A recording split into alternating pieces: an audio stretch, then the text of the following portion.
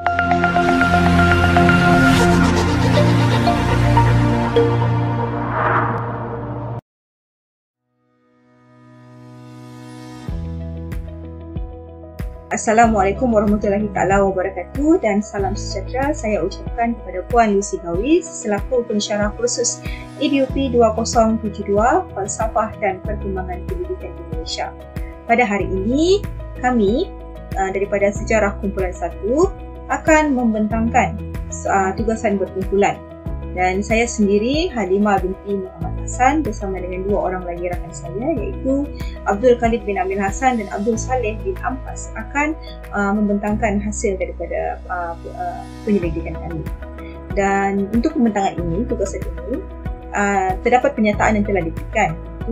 Penyataan tersebut adalah pendidikan abad ke-21 ini mestilah bersifat futuristik dan dinamik untuk menentukan corak masyarakat serta profil warga negara Malaysia yang dapat menangani cabaran yang dibawa oleh arus globalisasi, tindakan ilmu dan maklumat. Dan berdasarkan pernyataan tadi, kami akan membincangkan secara lebih mendalam dan kritis lagi. Yang pertama adalah membincangkan sistem pendidikan terkini dan yang kedua adalah menganalisis secara kritikal perkembangan sistem pendidikan dan hubungannya dengan falsafah pendidikan di Malaysia. Dan kita masuk ke bahagian pendahuluan pula. Perkembangan pesat dunia sains, teknologi, maklumat dan telekomunikasi ini telah mengubah hala tuju sistem pendidikan negara kita. Dan pendidikan abad ke-21 ini mestilah sesuai dan relevan dengan perkembangan yang sedang berlaku agar masyarakat dan pembangunan negara ini dapat berjalan seiring dengan negara maju yang lain. Dan untuk memastikan kita dapat melahirkan masyarakat yang setanding dengan pemikiran daripada masyarakat-masyarakat di negara maju yang lain, alat utama yang paling penting adalah melalui pendidikan. Pendidikan ialah alat pembangunan yang amat penting sekali dan perlu dimantapkan lagi dari masa ke semasa agar dapat melahirkan masyarakat yang maju, berdaya saing, berfikiran kritis, kreatif dan inovatif. Dan menurut Haji Wahid dan Sawawi Jahya 2009 dipetik dalam Sahariah Haji Ismail 2015 menyatakan bahawa pendidikan secara umumnya ialah perubahan ke arah menjadi insan yang lebih baik atau menjadi manusia yang baik sekaligus beradab. Dan bermula dari zaman sebelum merdeka lagi sehinggalah ke hari ini abad ke-21, sistem pendidikan negara kita ini telah mengalami banyak perubahan untuk memastikan ianya kekal relevan dan berkesan sesuai dengan tempoh luasan waktu sekarang lah. Sistem pendidikan terkini di Malaysia dapat dibahagikan kepada 4 sistem, iaitu yang pertama sekali adalah sistem prasekolah, yang kedua sistem pendidikan rendah dan yang ketiga adalah sistem pendidikan menengah dan yang keempat akhir sekali adalah sistem pendidikan lepas menengah. Saya akan membentangkan sistem yang pertama iaitu sistem pendidikan prasekolah. Kementerian Pendidikan Malaysia KPM telah melaksanakan program pendidikan prasekolah ini bermula dari tahun 1991, 1992 sehingga ke hari ini.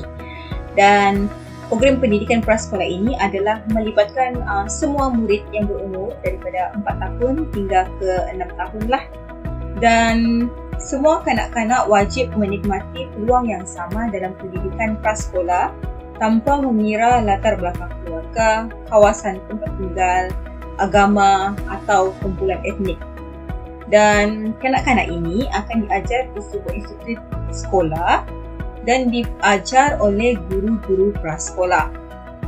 Menurut Supriya Nasyapan 2017, guru-guru prasekolah ini perlulah mempunyai latar belakang dan latihan yang mantap dan lengkap menyeluruh dalam bidang pendidikan prasekolah.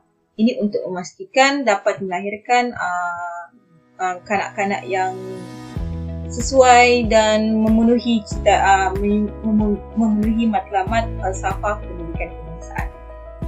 Dan kurikulum standard prasekolah kebangsaan atau KPSK adalah dokumen yang menjadi panduan utama pendidikan prasekolah ini. KPSK bermatlamat untuk memperkembangkan lagi potensi kanak-kanak berumur 4 hingga 6 tahun secara menyeluruh dan bersepadu dalam aspek jasmani, emosi, rohani dan intelek dan sosial melalui persekitaran pembelajaran yang selamat, aktiviti yang menyeronokkan, kreatif dan bermakna. Dan dalam pendidikan prasekolah ini, pendidikan awal ini, kanak-kanak ini akan diajar untuk menguasai kemahiran psikomotor kasar dan halus. Diajar juga untuk membina keyakinan diri, kemahiran bekerjasama, mengamalkan nilai-nilai murni dan nilai-nilai Islam, dan didedahkan dengan kemahiran bersosialisasi. Dan sebelum memasuki pendidikan rendah, pada peringkat prasekolah ini, kanak-kanak akan didedahkan lebih awal lagi untuk dan menguasai kemahiran 3M, iaitu kemahiran membaca, menulis dan mengira. Seterusnya, sistem yang kedua yang terdapat di negara kita yang masih digunakan untuk hari ini adalah sistem pendidikan rendah.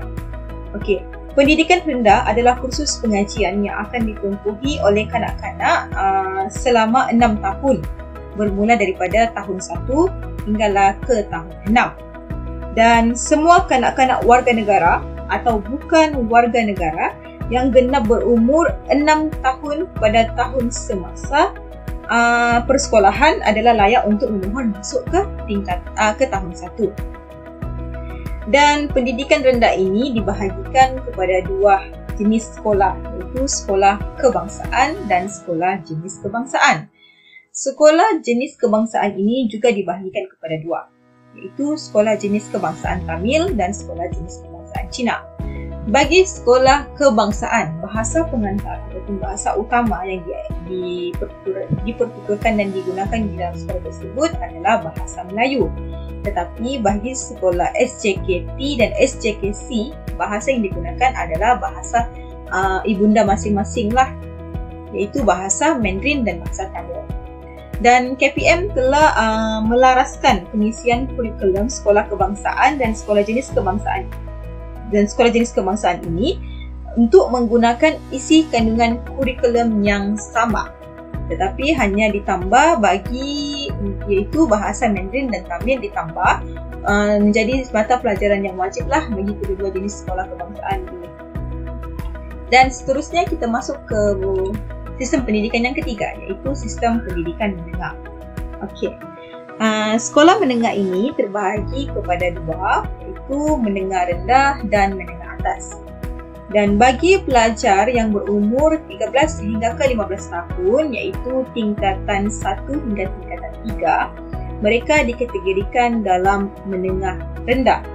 Manakala bagi pelajar yang berumur 16 hingga ke 17 tahun, iaitu tingkatan 4 dan 5, mereka ini dikategorikan sebagai menengah atas.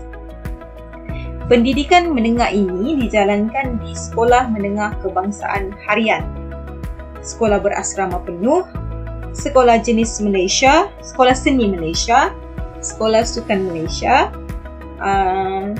sekolah sukan negeri, sekolah teknik dan vocational, sekolah menengah kebangsaan agama SMKA, sekolah agama bantuan kerajaan SMK dan sekolah bimbingan jalinan kasih. Dan fokus utama pendidikan menengah ini adalah untuk meningkatkan lagi kemahiran yang telah diperolehi semasa di sekolah rendah, iaitu selama 6 tahun di sekolah rendah, dan ditumpukan kepada perkembangan bakat, minat, asas pra-vocational dan perkembangan sosial, sikap dan nilai. Dan juga memberi penekanan terhadap pengkhususan dalam bidang kerjaya dan pendidikan. Okay. Seterusnya kita masuk kepada pendidikan lepas menengah. Okey, apakah itu pendidikan lepas menengah? Okey, pendidikan lepas menengah ini disediakan kepada untuk pelajar-pelajar yang telah berjaya menamatkan pengajian di peringkat menengah atas. Okey. Pelajar lepasan SPM yang memenuhi kriteria tertentu akan melanjutkan pelajaran ke tingkatan 6 di sekolah kerajaan atau sekolah bantuan kerajaan. Okey. Tingkatan 6 ini dikenali juga sebagai pra-university, di mana di dalam tingkatan 6 ini mereka akan belajar lebih kurang dalam 2 tahun dan menduduki sijil tinggi pelajaran Malaysia STM.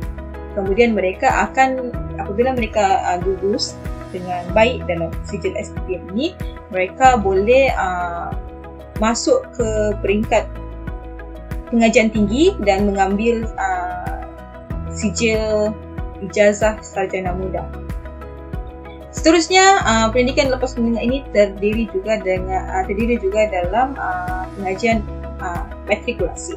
Matrikulasi ini adalah untuk pelajar yang mendapat kelulusan cemerlang dan membantu mereka untuk melayakkan mereka mengikuti kursus peringkat ijazah dalam bidang sains, teknologi dan perakaunan di Universiti Awam setelah tamat pengajian.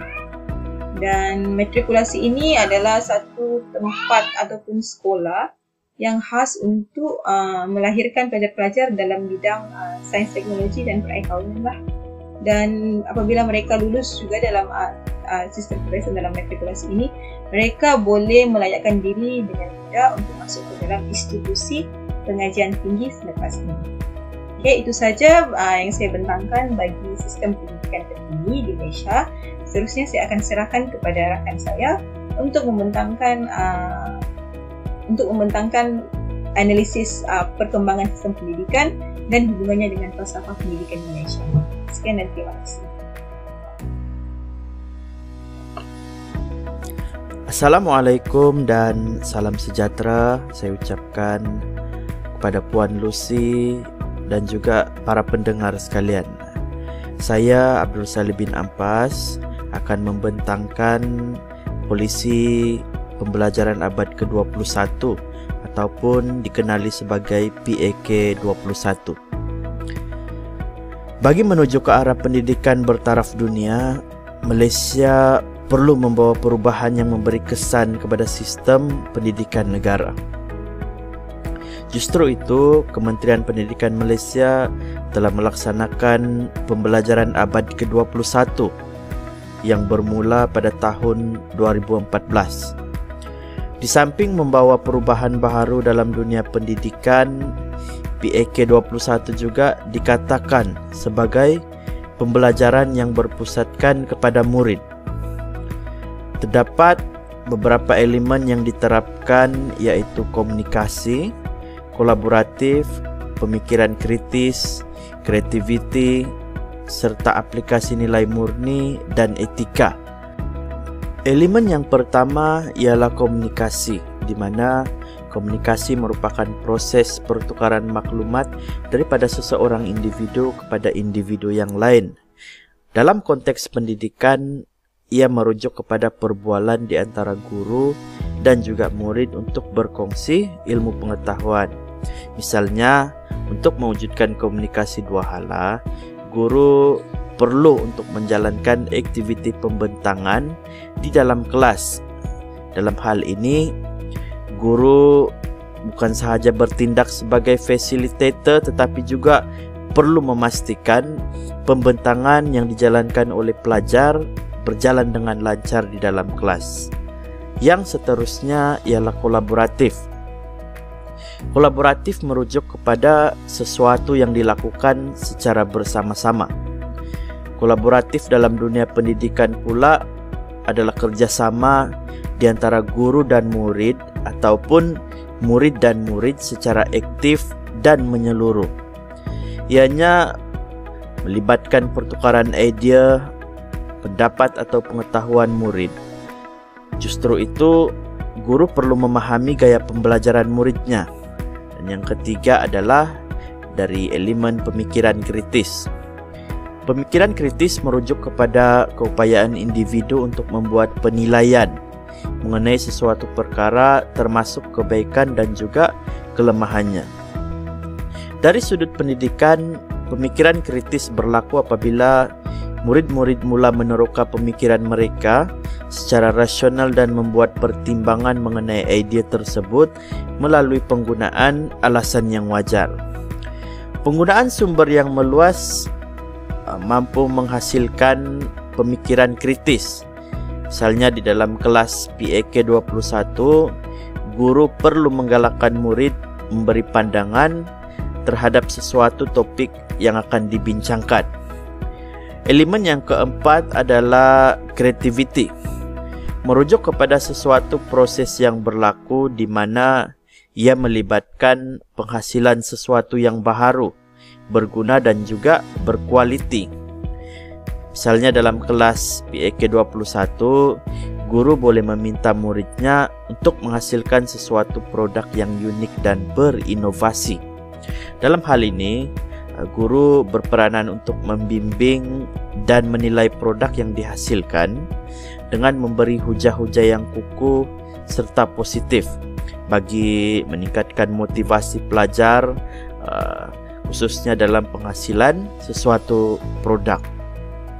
Elemen yang terakhir adalah nilai murni dan etika.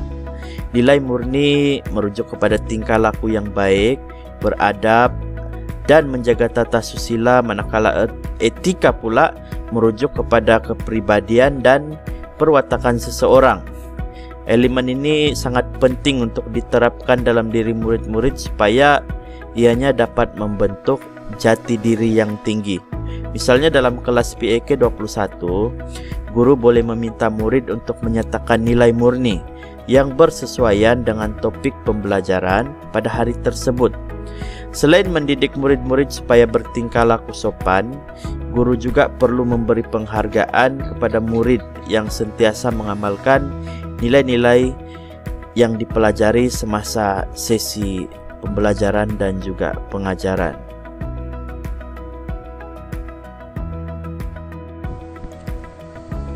Baiklah, Assalamualaikum dan salam sejahtera. Terima kasih kepada pembentang pertama. Saya Abdul Khalid bin Amil Hassan akan membentangkan bahagian analisis perkembangan sistem pendidikan di Malaysia. Berdasarkan analisis yang telah dilakukan terhadap perkembangan sistem pendidikan di Malaysia, umumnya terdapat 4 fasa. Fasa yang pertama adalah fasa pendidikan semasa zaman Melayu tradisional. Yang kedua, perkembangan pendidikan era penjajahan yang bermula 1511 hingga 1957. Yang ketiga, perkembangan pendidikan era kemerdekaan yang bermula 1956 sehingga 1959. Dan yang keempat adalah perkembangan pendidikan selepas kemerdekaan yang bermula 1957 sehingga 1970. Baiklah, kita akan teliti setiap pendidikan satu persatu mengikut setiap era. Kita mulakan pembentangan dengan perkembangan pendidikan era masyarakat Melayu tradisional. Pendidikan semasa era masyarakat tradisional adalah pendidikan yang tidak formal. Pendidikannya adalah bersifat Islamik dan kurikulum yang berfokus kepada Al-Quran dan tulisan yang digunakan dalam pembelajaran adalah tulisan Jawi.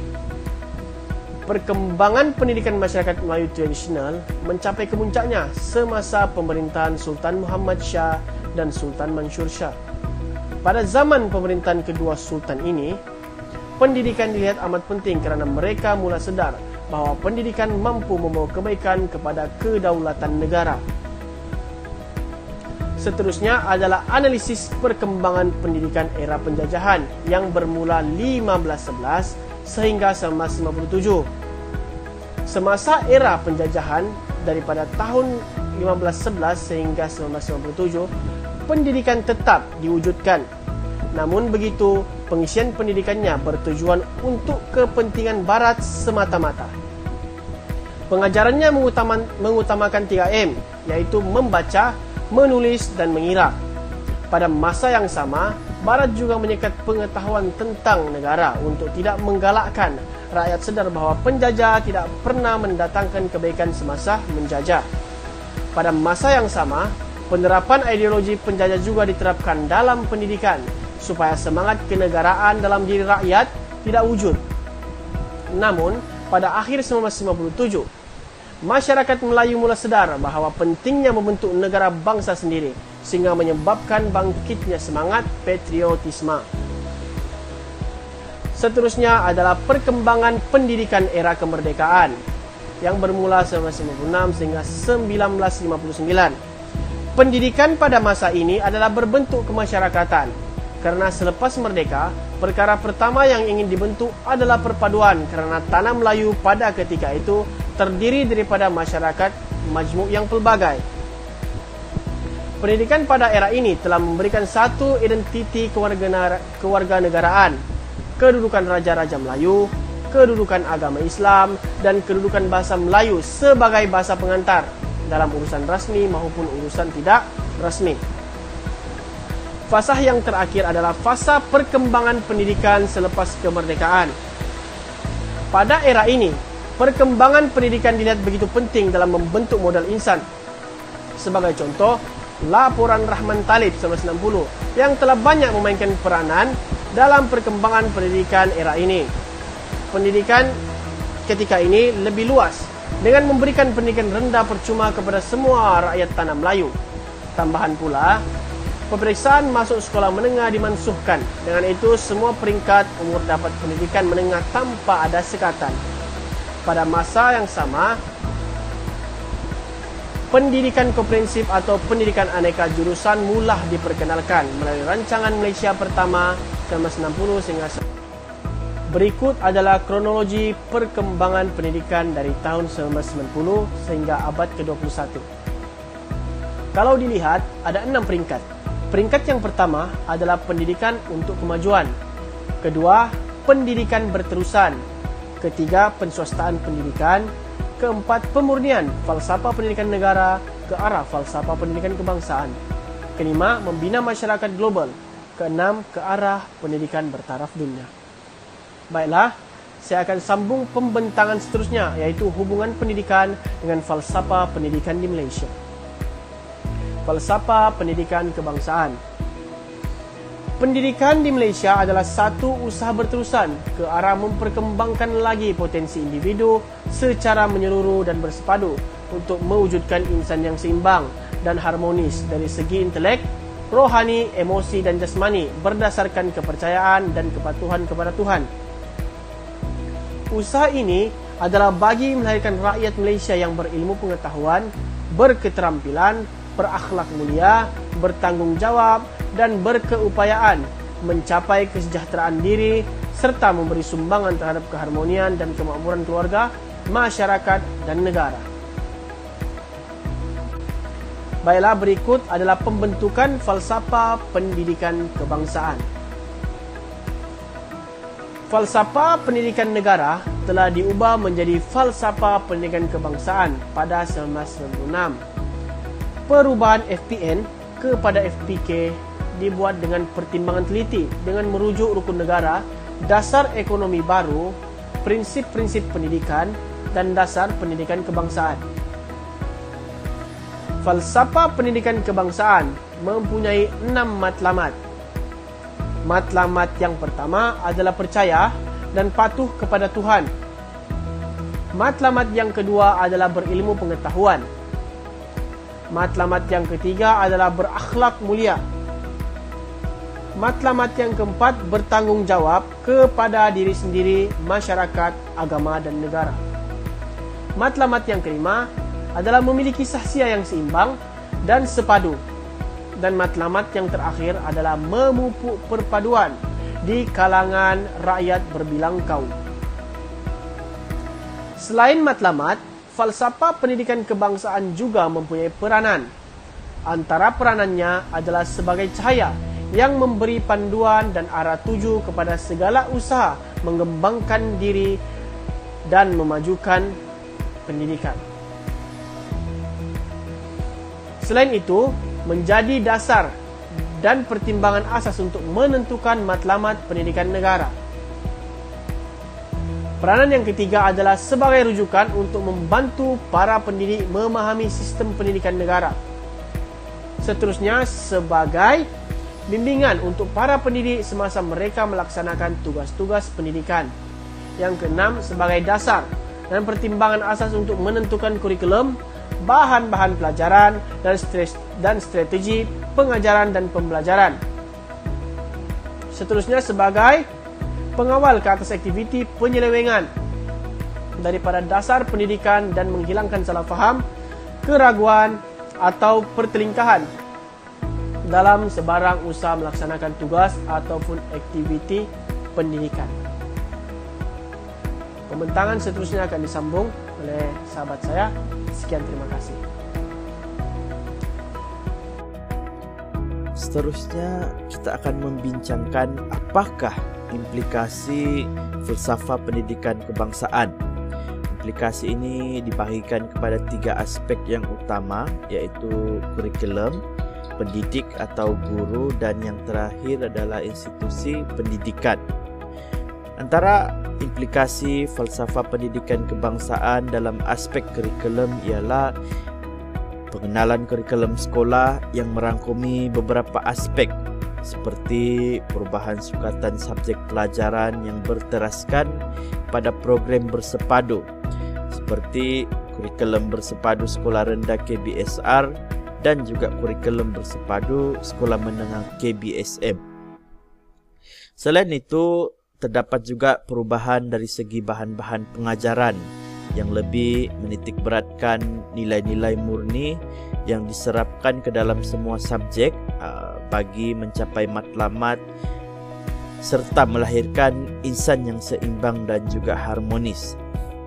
Selain itu, pendidikan negara kita juga sudah mula berorientasikan ke arah pendidikan umum dan perubahan sukatan pelajaran yang sesuai bagi mengasah kemahiran pelajar khususnya dalam bidang teknologi, teknik dan juga vocational. Aspek yang kedua ialah pendidik ataupun guru.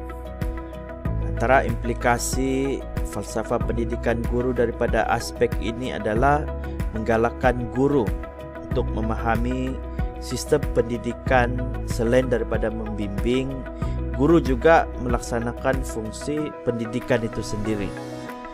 Selain itu, guru juga menjadi ejen perubahan untuk mendidik dan merealisasikan matlamat serta aspirasi falsafah pendidikan kebangsaan.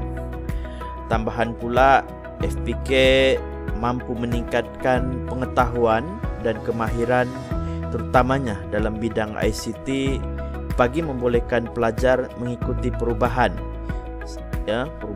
sistem pendidikan yang berteraskan teknologi. Selain itu, FPK juga memperkayakan pendidikan melalui perkembangan kurikulum bilik darjah seperti menjalankan aktiviti dan juga pemberian lembaran kerja yang harus diusahakan oleh guru. Aspek yang terakhir adalah dari segi institusi pendidikan. Antara implikasi falsafah pendidikan kebangsaan daripada aspek ini adalah kemudahan-kemudahan di sekolah telah diubah dan ditambah supaya pelajar mampu untuk memperkembangkan kemahiran mereka khususnya dari segi intelek, rohani, emosi dan juga jasmani. Selain itu, FPK juga memupuk budaya di sekolah ke arah pembentukan nilai-nilai murni dalam diri pelajar supaya mereka saling bekerja sama, bertoleransi dan juga yang paling penting mengamalkan sikap perpaduan. Bidang teknikal dan vocational juga telah diberikan keutamaan yang berterusan dan akhir sekali FPK juga telah memupuk keyakinan diri kepada murid-murid dalam pembelajaran. Kesimpulannya, falsafah pendidikan kebangsaan adalah teras kepada sistem pendidikan di negara ini. Falsafah ini digubal di atas kesedaran bahawa negara mesti mempunyai hala tuju dan matlamat yang benar serta tepat dalam sistem rancangan pendidikannya. Secara keseluruhannya, falsafah pendidikan kebangsaan telah banyak memberikan implikasi positif kepada dunia pendidikan di Malaysia. Sekaligus perubahan demi perubahan telah dilakukan dan ini menunjukkan bahawa KPM PK terhadap kepentingan dan keperluan pendidikan moden untuk membentuk modal insan. Oleh itu, kita sebagai guru perlu memahami FPK supaya matlamat pendidikan serta hasrat negara dapat dicapai dengan jayanya. Itu sahaja pembincangan kami pada kali ini. Sekian dan terima kasih.